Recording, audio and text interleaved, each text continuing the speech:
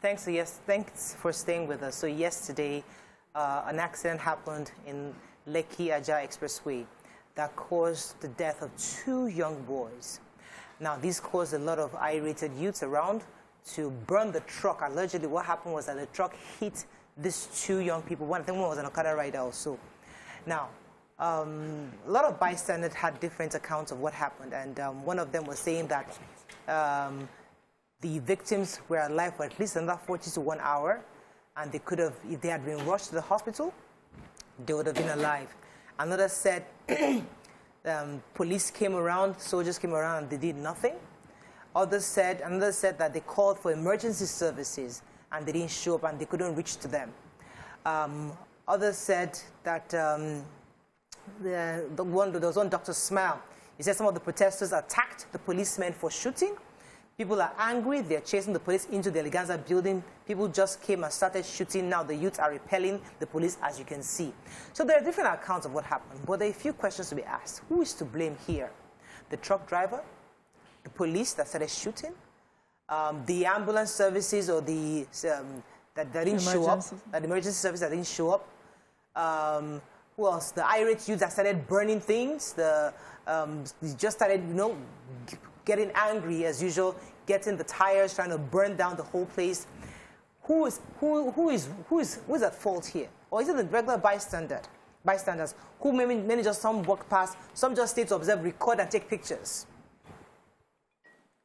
So there are various angles to this conversation, and one of the things why we bring this kind of issue up is to know how to be better, do better next time. Sadly, 2 young boys have died. But how do Nigerians learn from these experiences where an accident happens? What's the first thing to do? Let's imagine the emergency service. We used to hear 121. And that one, 112. 112. Is it 112? Yes. Yeah, 112. 112 for some years now. So 112, you call the number because it goes eventually, but sometimes it takes them time to get to where you are. So what do we do in that kind of situation? Sometimes we need an expert, but in your own regular lives. Most Lagosians have been reformed because the 112 was created. Instead of panicking at some accident scene, you see some people reasonably calling while other people are panicking and trying to help, self-help. They'll be calling these numbers. But the problem is who checks on the numbers and why are the numbers off sometimes or most times? Because I have had to call them in the past 4 months, and I called for a whole day. Imagine me calling from around 2:30 to 3:30 to 4 on my way back, myself and Alima last year. And it was until 11, because I didn't stop calling, that somebody then picked and talked to me. And the person started attacking and asking me if I knew how the body was put there. And I was trying to call them to attend to. So this morning, as I was coming on the Lekki-Epe Expressway, what I saw was too bad a sight to see. A truck, when a truck is trying to offload, they pull up like this. I don't know whatever that truck's business was under the Ajah bridge, pedestrian bridge. But that was where the truck pulled up. And the truck already destroyed the pedestrian bridge as at this morning. He pushed the bridge up. So that's a pedestrian bridge that serves people from Amuodofin trying to cross to Surulere every day. I have used that truck all my life, living between both local government. And I did not understand how that truck this morning, because now one thing is that if we call the emergency number to call the authorities, either LASMA to come and control traffic under that bridge because it's risky for people to continue to drive under the bridge, or come and cordon up. That's the authority that can do that. In the meantime, and the numbers are not connecting. I didn't bother trying this morning because of my last experience. I said I was going to use the platform since I was on the show to talk about it. The scene is still there. Anybody passing there would see that truck. That situation is still there. So, and they will not come. Who gets the truck who just abused and destroyed public infrastructure to pay? Somebody has to pay for that damage. That bridge has been there. You cannot just push that burden to government. Somebody who's reckless, who's caused that, must pay something. Even some accidents are criminal, and they can try them for that. So who would arrest? So if you're calling the number of government and it's not going. So accidents have, this thing is multifaceted in the sense that there's so many angles to this. So this truck hits these 2 boys. Now, the first thing somebody does is start burning down the truck. Of course, the man fled, or the driver automatically fled. That also angered the youth because they couldn't catch the boy. If they had caught him, they would have killed him. that in itself, so who do we hold responsible for this kind of situation? Okay, so I understand, now I can say personally, I understand how when an accident happens and the person who caused it, when you see the person, you'll be upset. I told you about a few weeks ago, I experienced an accident that happened right in front of me. And it happened partly because of the reckless driving of the driver. Something had maybe the night before falling off these trucks. I don't know if it was cement, but a huge bag on the bridge. Where the bridge, you know, turns like this, bends.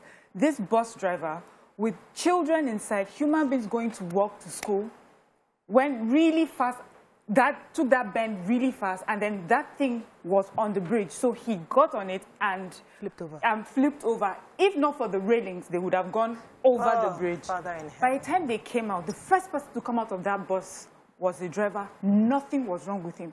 I remember I was upset to see all the other people, you know, with different levels of wounds. The small child I was talking about, that half his face was gone. And yet, this driver that caused the accident came out, and he was thanking God. And I remember I was so upset. I'm like, why is he the one that gets away without any wounds on his body? And this innocent child, and innocent children, arms gone, face gone, you know? So I understand how people get upset. But we need to know how to channel this anger. We need to know who to call. So I was on that bridge calling 112 many times. I kept dialing. I thought something was wrong with my phone, tried the other phone. Nothing happened. I had to even call the producer. Thankfully, some Nigerians were kind enough. They started taking people away. But there were so many people that were also just taking pictures, taking videos. There were military men in military cars that passed that scene and did not stop to pick up anyone. And I wish, at that point, I wish that there was an emergency service that showed up on time. So we need to talk about government. I know you always say, we the people. We the people came out that day. They were able to help. But if government was there, if 112 worked, the emergency services would have appeared. There would have been ambulances there, giving some sort of relief. My car, there was lots of blood in my car because I had to take people into my car. They were bleeding all over. And, you know, and I thought, what if they needed some sort of drip? What if they needed immediate medicine to help calm them down? One thing I also noticed that all of them in America kept screaming and screaming. They couldn't stop. I had to, you know, calm them down. Don't worry, you're safe now, you're safe now. That is the job that an emergency service would have been able to do. But also, secondly, I remember when I was growing up, on TV, once the TV comes on, there's this show that used to show first aid that you could do at home, workplace, and things like that. And if we can have programs like that to make it, to teach Nigerians what to do when you come across, because we were just all trying to save these children. People were dragging them out of the car. That little boy was under a seat. You know, they had to take him out. We need our emergency services to work, simple and short. And on that day, there wasn't a lot of traffic that they wouldn't have been able to make, but we could not reach them. So if people don't know who to go to, if people don't see who is meant to attend to things like that, they take measures, this sort of measures. And so the fault falls on both government and the people in this case. Let me go on a break. Let that sink in. We'll be right back.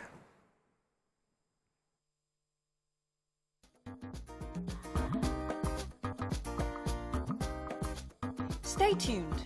Your View will be right back.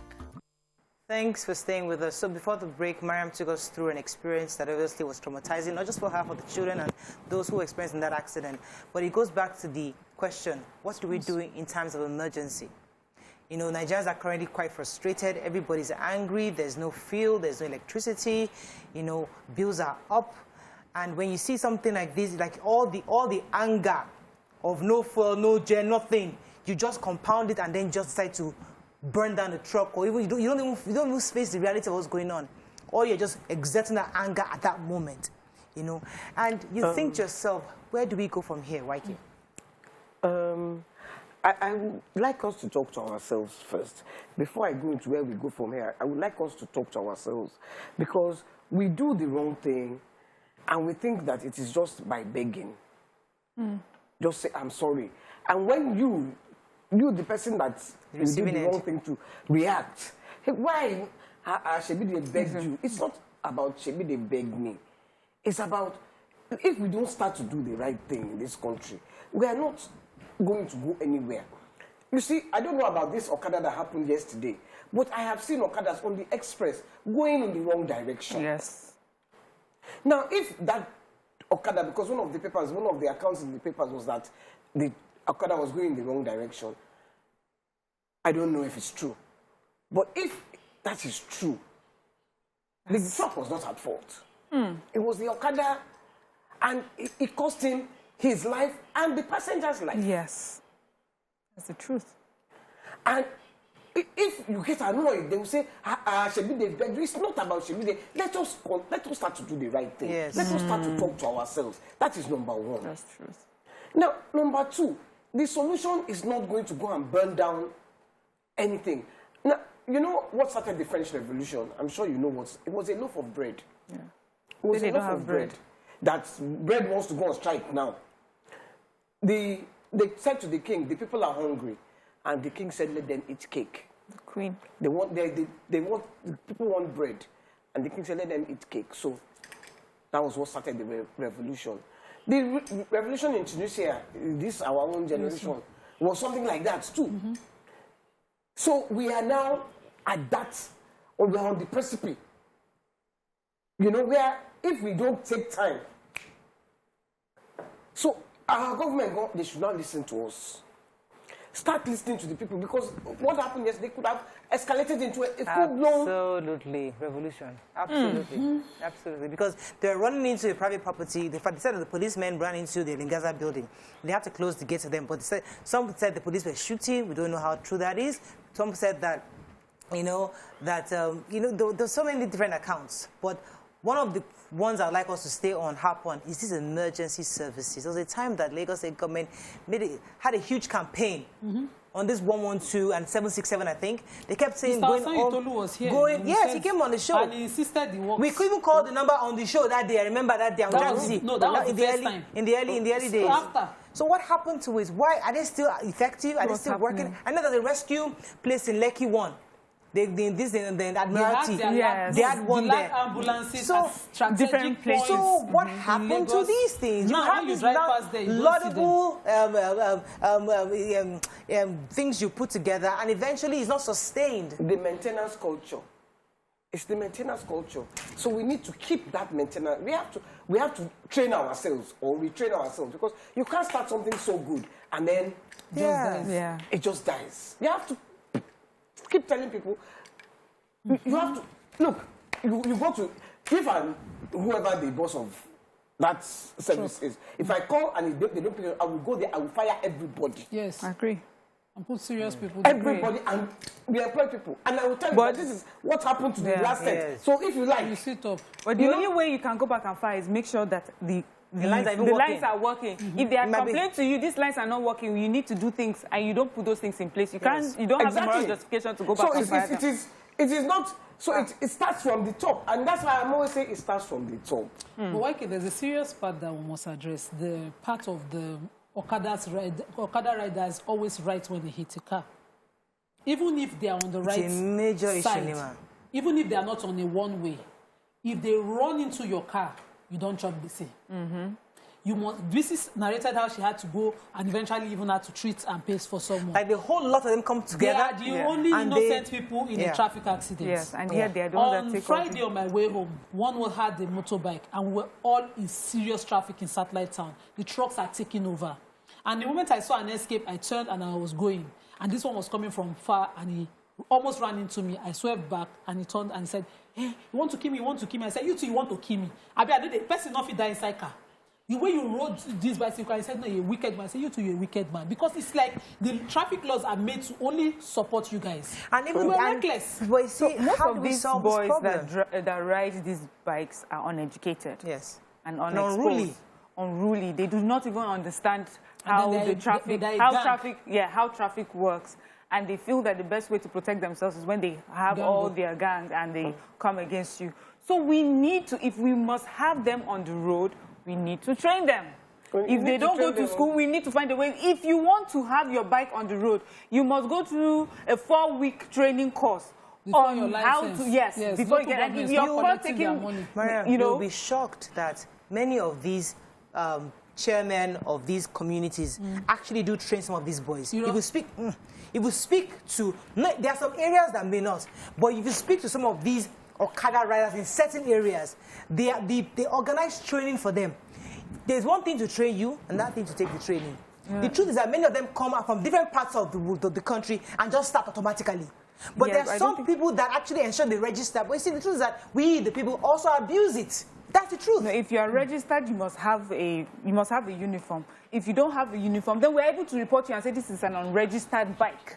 You must be registered. If you're to get registered, you must go through that training course. That's how we have to see it.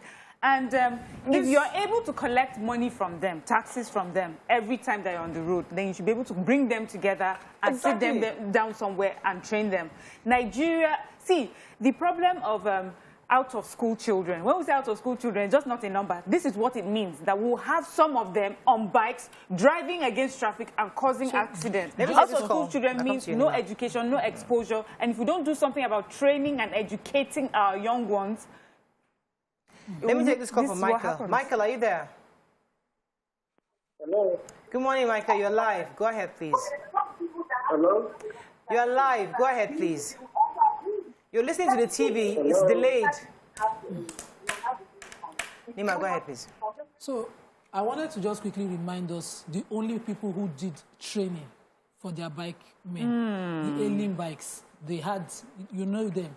And then Lagos issued a no Okada rule and cancelled all of these bikes. But now we are in a situation where we don't even have data or even the possibility of training anybody. We are in a forest. In fact, a jungle. In a jungle now with the Okada riders and the way they operate in Lagos. I had an opportunity to speak to one of these associations, and one of their chairmen, I'm not sure it was a chairman or something, but he spoke very well. And he says that many of these bikes, they actually come in, and maybe now training doesn't mean they show you how to ride the bikes.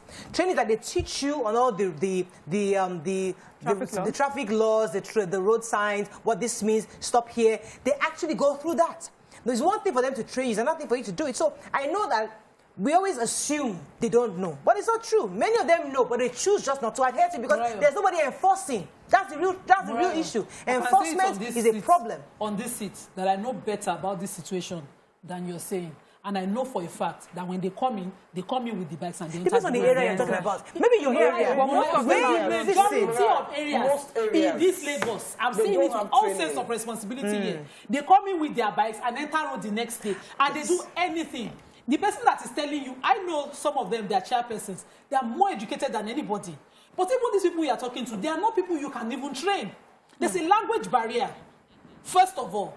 You then have to find someone who can communicate with them in that language to train them. And it's a different thing for the person to be saying, I hear you, and be taking the training. Yes. So, I'm telling you with all sense of responsibility sitting here, because I do not want to name names, that they do not get any training. Okay, let me take this call They from Michael. don't stop at traffic lights. They don't understand anything. Let me take this call. Michael, are you there? They say they have the right to do because they lost the call. And then the second part, you're on a bike and it's taking one way, against traffic and on the express, and you're on the bike, and you allow it to happen. That's another thing I don't understand. When I used to get on bikes, I used to pinch them, slap some of them back of their heads. Don't take me through this path. Don't drive me like that. So you have to also protect yourself. And it also happens with cars, where you have drivers just driving recklessly, and you're right there in front, just looking at the driver. I used to always speak up then. We must speak up, must protect our lives. They have hierarchies. The Okada riders, the Marua drivers, then the Danfo drivers. Trailers. One. I agree with you. We have to wrap up on this, unfortunately. Just like we said, listen, we can't continue like this. There are different angles to this story. We're still going back to the fact that emergency services need to work better. The bike officers, the bike riders need to be properly trained on the roads to know what to do and what not to do. And also the people, the bystanders, need proper training on what to do in emergency. Abroad is just to make a phone call. Here are phone calls for something it doesn't go through. So emergency service is extremely important for us to get right.